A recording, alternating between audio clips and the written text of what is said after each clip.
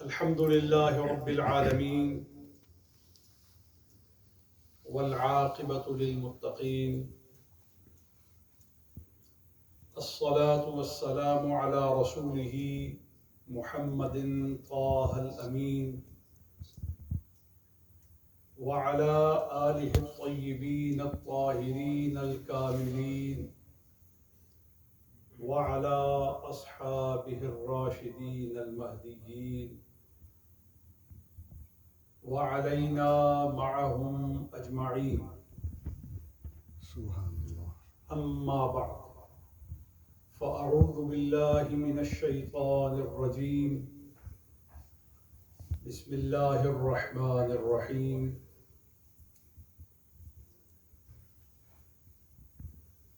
لقد جاءكم رسول من أنفسكم صدق الله مولانا العظيم وأمرنا ولقنا بقوله إن الله وملائكته يصلون على النبي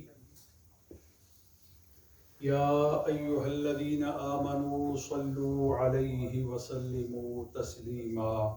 اللهم صل على سيدنا حبيبنا مولانا محمد وعلى آل سيدنا حبيبنا مولانا محمد وبارك وسلم بعدد كل ذرة 100,000 مرة.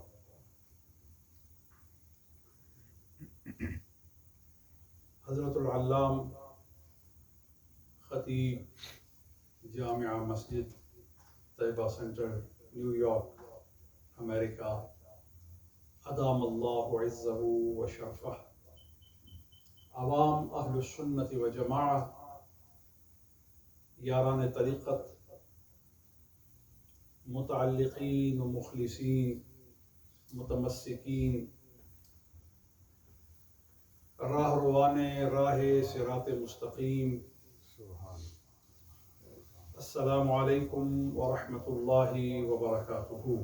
وعلیکم السلام۔ اللہ جل جلالہ عم نوالہ کا بے حد شکر و احسان ہے کہ اس نے ہمیں حضور پر نور شافع یوم النشور، خاتم النبیین سید الاولین والآخرین صلی اللہ علیہ وآلہ وصحبہ وسلم کی امت میں پیدا کیا۔ قرآن کریم پڑھنے، سمجھنے اور اس پر عمل کی جستجو کا زیادہ سے زیادہ حصہ اپنی زندگی کا سرمایہ بنانے میں ہم سب جستجو کر کے، کوشش کر کے اس کے کاسب رہتے ہیں، اس کو کماتے ہیں اور اس کے لیے اللہ سے توفیق کے طلبگار رہتے ہیں۔ قرآن کریم لا ریب ضابطہ کائنات، کلام مجید، دلیل رشید میں ارشاد خداوندی ہے لقد جاءکم رسول من انفسکم۔ سبحان اللہ، سبحان اللہ۔ البتہ تحقیق آ گیا تمہارے پاس، آ گیا تمہاری طرف، آ گیا تمہاری جانب رسول، ایسا رسول جو بڑی شان والا ہے۔ بے شک رسول پہ جو تنوین ہے یہ تعظیم پر دلالت کرتی ہے اور بلندی مقام پر دلالت کرتی ہے۔ لقد جاءکم رسول، البتہ تحقیق آ گیا تمہاری طرف شان والا رسول۔ سبحان اللہ، سبحان اللہ۔ جاء فعل ماضی ہے اور یہ اس حقیقت پر دلالت کرتا ہے کہ رسول کا آنا اس پیغام کے ساتھ خاص ہے جس کی خصوصیت سے آنے والے کو رسول کے طور پر متعارف کروایا ہے۔ سبحان اللہ۔ یعنی یہ جو آیا ہے یہ علم کے خزائن کے ساتھ اور شریعت کے ذخائر کے ساتھ اور دستور ربانی کے متون کے ساتھ اور اللہ کی معرفت کے نور کے ساتھ جاءکم تمہارے پاس آیا ہے. ہم نے اس کو تمام شانوں اور عظمتوں کا پیکر بنا کے تمہاری طرف بھیجا ہے. لقد جاءکم، البتہ تحقیق آ گیا تمہارے پاس. تو اب وہ جو آنے والا ہے وہ اللہ کی طرف سے آیا. اب جسے اللہ سے تعلق درکار ہے، جسے اللہ کی اطاعت کا، لذت کا اور اللہ کے قرب کا سرمایہ سمیٹنا ہے، اب انسانوں میں اس کے سوا اور کوئی انسان نہیں جو تمہیں اللہ کی معرفت اور اللہ کا وصل دے سکے. اللہ کی معرفت اور وصل خداوندی کا جو ذریعہ اتم ہے رسول، وہ یہ رسول ہے. سبحان اللہ. کوئی شخص آپ کو اللہ تک نہیں پہنچا سکتا، کوئی شخص ایصال الی اللہ کا ضامن نہیں ہو سکتا. ایصال الی اللہ کا ضامن صرف رسول ہے. تو یہ اولیاء کیا ہیں، علماء کیا ہیں اور ذرائع دینیہ یہ کیا ہیں؟ اس کا جواب یہ ہے کہ تمام علماء ربانی اور تمام اولیاء حقانی یہ سب لوگوں کو رسول تک لے جاتے ہیں اور رسول انہیں خدا تک لے کے جاتا ہے. وہی ذریعہ صحیح ہے جو آپ کو رسول تک لے جائے. اور رسول تک لے جانے والا ذریعہ کس طرح آپ کو خود سے خود معلوم ہو سکے کہ میں اس ذریعے تک پہنچ گیا ہوں، اس وسیلے تک پہنچ گیا ہوں جو مجھے رسول اللہ صلی اللہ علیہ وآلہ وصحبہ وسلم تک لے جائے گا. اسے مشائخ حقانی نے بیان کیا ہے. فرماتے ہیں رسول تک لے جانے والا ذریعہ وہ ہے کہ جب آپ کا اس سے تعلق پیدا ہو تو دل میں گناہوں کی نفرت آنا شروع ہو جائے، دل میں شیطان سے کدورت پیدا ہونا شروع ہو جائے اور نگاہوں میں خوف خداوندی کے آثار اس کی رحمت کے سائل کی صورت وہ آنسو بن کر آئیں اور آپ کے دل میں نرمی پیدا ہو جائے اور آپ صراط مستقیم پر ڈٹ جائیں اور اللہ کی اس تعلیم کردہ راہ سے ہٹنے کے لیے اگر آپ تیار نہیں ہوتے تو سمجھ لیں آپ ایسے ذریعہ سے وابستہ ہو گئے ہیں جو آپ کو اللہ کے رسول تک لے کے جا رہا ہے. اب رسول کیسا ہے؟ فرمایا جاءکم رسول من انفسکم، رسول آیا ہے تمہاری ہی جانوں میں سے. من انفسکم، اس پر صاحب تفسیر نصفی جو ہمارے حنفیوں کے بہت بڑے مفسر ہیں، انہوں نے یہاں حضرت علی المرتضیٰ کی ایک روایت کو نقل کیا ہے. کہا سیدنا علی المرتضیٰ کی روایت یہ ہے لقد جاءکم رسول من انفسکم، تمہارے پاس آ چکے رسول کن میں سے؟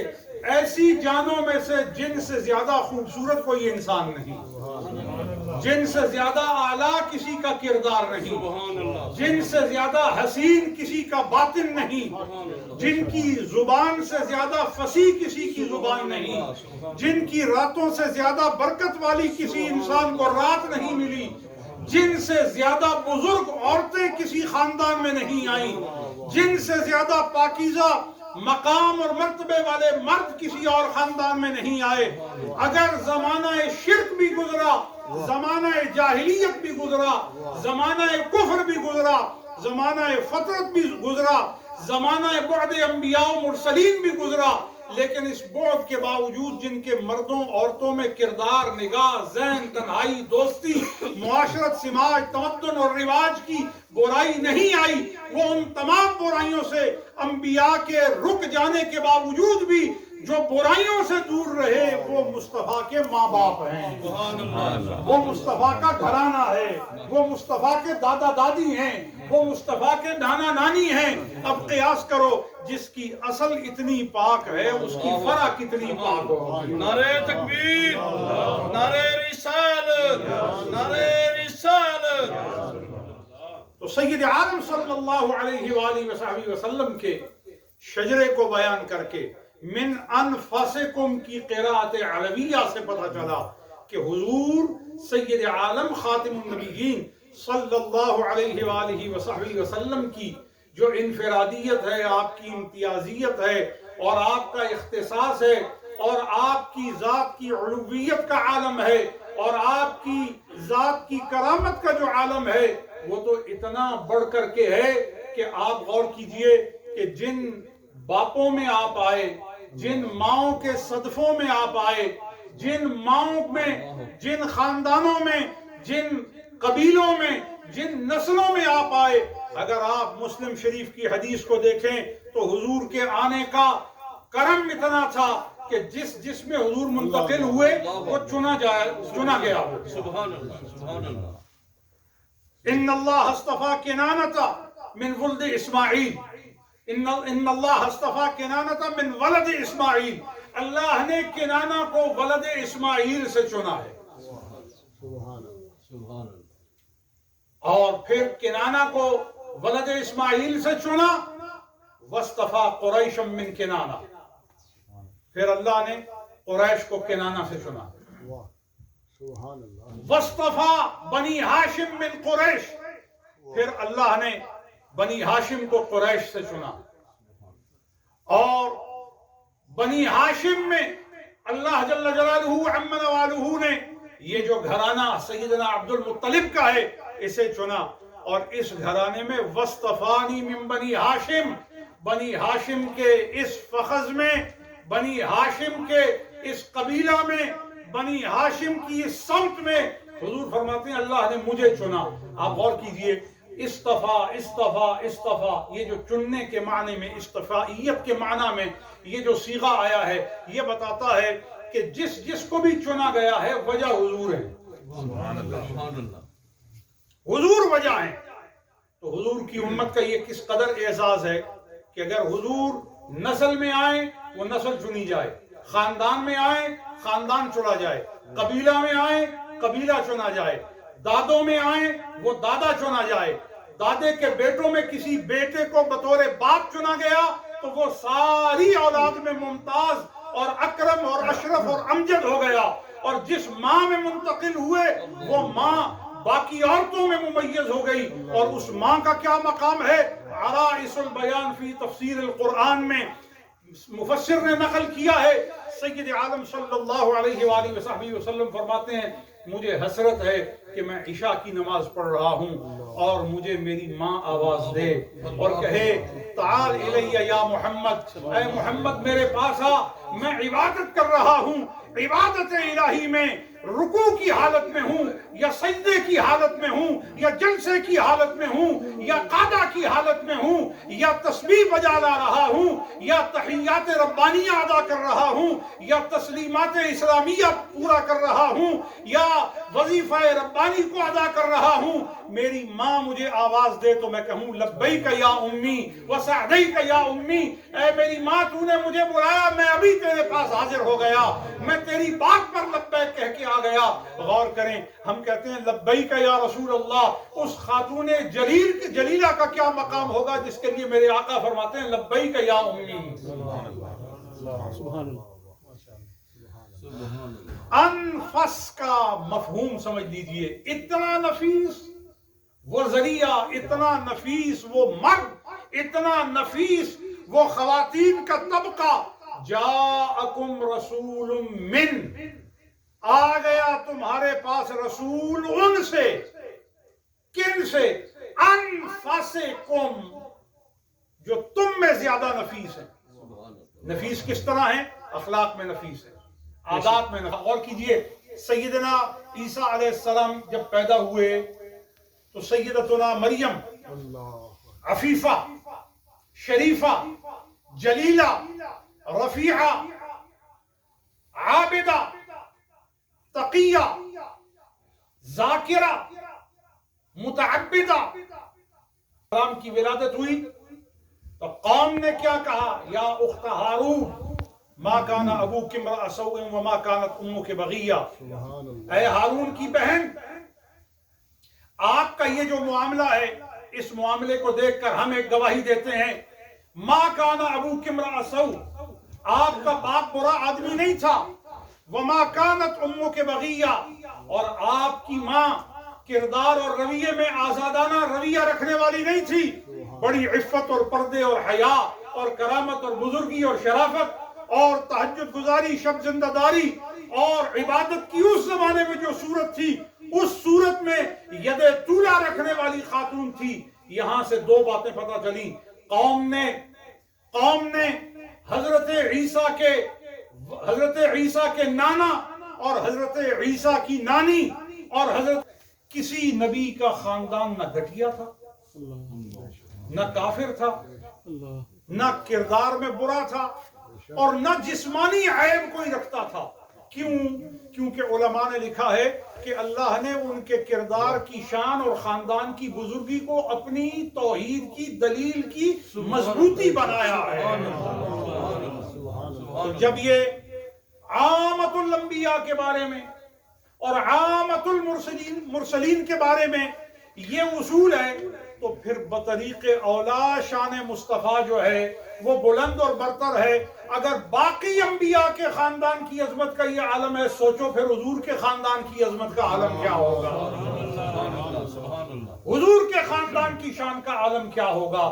اب اس باب میں ایک حدیث شریف سناتا ہوں جو عموماً باب استغفار سے بعض لوگ استشہاد کرتے ہوئے احتجاجاً آپ کو کہتے ہیں کہ نبی کریم صلی اللہ علیہ وآلہ وصحبہ وسلم نے اللہ کے حضور اپنے ماں باپ کی قبر کی زیارت کی اجازت مانگی، تو روایت میں آتا ہے کہ حضور کو اجازت دے دی گئی، اور حضور نے اپنے ماں باپ کی مغفرت طلبی کے لیے اجازت مانگی تو اجازت نہ دی گئی۔ اب دو باتیں ذہن میں رکھیے گا، حضور نے اجازت مانگی کہ اپنے ماں باپ کی قبر کی زیارت کر لیں، اور حضور نے اجازت مانگی کہ اپنے ماں باپ کے لیے استغفار کر لیں، تو پہلی کی اجازت دے دی گئی اور استغفار کی اجازت نہ دی گئی۔ اب عدم اذن استغفار پر بعض لوگوں نے یہ کہا کہ یہ حضور کو استغفار کی اجازت اس لیے نہیں دی گئی کہ حضور کے ماں باپ مومن نہیں تھے۔ یہ ناسمجھی کی انتہا ہے۔ Lack of knowledge, it is a sign of little and incomplete knowledge. یہ نامکمل علم کی دلیل ہے۔ اگر جواب دینے والا اس سے جو نتیجہ نکال رہا ہے کہ حضور کے ماں باپ مومن نہیں تھے تو اس لیے مغفرت کی اجازت نہیں دی گئی کہ طلب مغفرت کی جائے، تو پھر اس کا اصولی طور پہ اس روایت کے اندر ہی ایک معاملہ قابل فہم ہے کہ اگر وہ مومن نہیں تھے تو کافر کی قبر کو تو جانا، زیارت کرنا، وہاں کھڑا ہونا ممنوع ہے۔ وَلَا تَقُمْ عَلَىٰ قَبَرِهِ مِنْهُمْ مَاتَ أَبَدًا، قرآن نے کہا ہے جو کافر ہمیشہ کی موت مر گئے ہیں آپ ان کی زیارت کے لیے نہیں جا سکتے۔ وَلَا تَقُمْ عَلَىٰ قَبَرِهِ، کافروں کی قبروں پر مت جاؤ۔ تو حضور کو اپنے ماں باپ کی قبر کی زیارت کی اجازت ملنا اس بات کی دلیل ہے کہ وہ مومن تھے۔ تو پھر استغفار کی اجازت کیوں نہیں ملی؟ اس کا جواب یہ ہے استغفار اس کی جاتی ہے جو گناہگار ہوا ہے، مغفرت اس کے لیے مانگی جاتی ہے جس کے اندر گناہ کی کوئی سیاہی ہو، خطا کے دھبے ہوں، اور اللہ کی نافرمانی کی بدبو جس کے جسم میں پائی جاتی ہو، اس کے لیے مغفرت کی دعا کی جاتی ہے۔ اس کی مغفرت کی کیا دعا کی جائے؟ جس کے صلب سے مصطفیٰ پیدا ہو، جس کی پشت میں اور جس کے رحم میں مصطفیٰ نے قیام کیا ہو، وہ تو مغفور ہے، مقبول ہے، مرفوع ہے، نور علی نور ہے۔ لہذا میں آج کے اس طیبہ اسلامک سینٹر میں آپ کو یہی بات سمجھانا چاہوں گا کہ دوستو، نماز کی پابندی رکھو اور اپنی نماز کی حفاظت کرو، روزوں کا اہتمام کرو، غریب لوگوں کی مدد کے لیے کوشش کرو، بیواؤں کا سہارا بنو، دیانت اور صداقت کو اپنی زندگی کا معمول بناؤ۔ یہ حضور کی مستقل سنتیں ہیں، ان میں کمی نہ آنے دو۔ دیار غیر میں رہتے ہوئے ہم حضور کی سنتوں کے سفیر ہیں، ہم حضور کے دین کے امین ہیں۔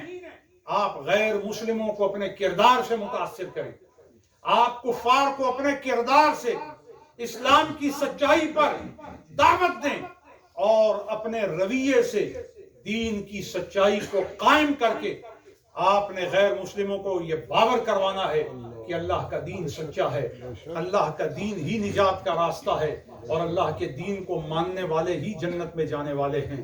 لیکن یہاں ایک بات کو اپنے ذہن میں رکھنا کبھی نہ بھولیے کہ نماز کے ساتھ، روزے کے ساتھ، حج کے ساتھ، جہاد کے ساتھ، چیریٹی کے ساتھ، صدقہ کے ساتھ، کلمہ خیر کے ساتھ سب سے زیادہ اہم چیز یہ ہے کہ آپ اللہ کے نبی کا ادب کبھی نہ بھولیں، سبحان اللہ، حضور کا ادب کبھی نہ بھولیں۔ اب بعض لوگ سوال کرتے ہیں حضور کا کتنا ادب کرنا ہے؟ میں پوچھتا ہوں کہ گیج آپ کو کس نے دی ہے؟ گیج آپ کو کس نے دی ہے؟ حضور کا کتنا ادب کرنا ہے؟ میں قرآن سے اس کا آپ کو نصاب مہیا کرتا ہوں کہ اللہ کہتا ہے میرے حبیب کا ادب کرو، اور کتنا ادب کرو، کتنا، کب، کیسے، کیوں کر، کس وقت، کہاں کہاں، ان تمام سوالوں کا جواب اللہ جل جلالہ عما نوالہ نے قرآن کریم میں دیا۔ فرمایا لِتُؤْمِنُوا بِاللَّهِ وَرَسُولِهِ، چاہیے کہ یہ اللہ کے ساتھ، اس کے رسول کے ساتھ ایمان لائیں، وَتُعَزِّرُوهُ وَتُوَقِّرُوهُ، اور میرے حبیب کی تعظیم بھی کرو، میرے حبیب کا احترام بھی کرو۔ سبحان اللہ، تعزرو بھی مطلق فرمایا، توقرو بھی مطلق فرمایا۔ پتہ یہ چلا کہ علی الاطلاق حضور کی تعظیم، حضور کا علی الاطلاق احترام، یہ ایمان کی جان ہے اور ایمان کی بہار ہے اور نجات کی ضمانت ہے۔ مجھے یہ دیکھ کر بے حد مسرت ہوئی کہ آپ احباب دیار غیر میں رہتے ہوئے آپ نے